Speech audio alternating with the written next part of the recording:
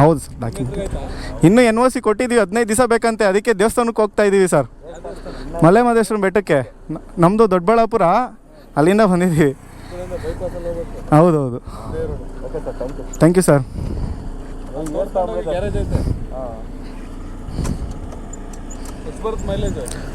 ಒಂದು 25 ಬರ್ತಿದೆ ಸರ್.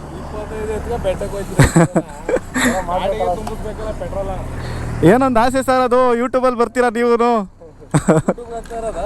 ಹೌದು.